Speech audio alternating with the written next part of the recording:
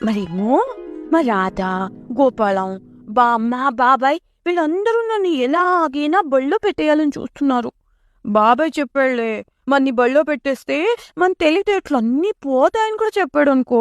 అందుకని తెలివితేటలు అయిపోకుండా నేను కొంచెం మందిని రక్షించాలనుకున్నాను.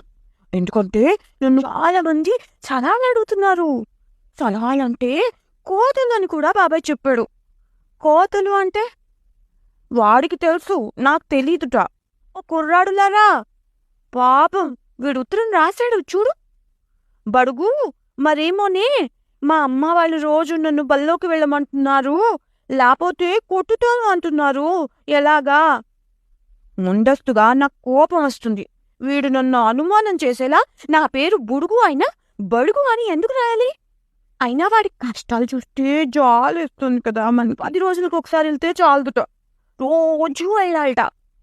మరి ఈ పెద్దవాళ్ళందరూ చిన్నప్పుడు ఇలా కష్టపడిన వాళ్లే, అయినా పెద్దయ్యాకిప్పుడు చిన్న చిన్న పిల్లల్ని బళ్ళో పెట్టేస్తున్నారు.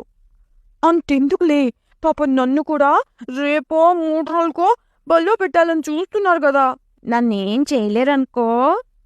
చిన్నవాళ్ళు చితుకువాళ్ళు బళ్ళోకి వెళ్లకుండా ఉండడానికని కొన్ని సంగతులు ఇంకో రోజు చెప్తానే.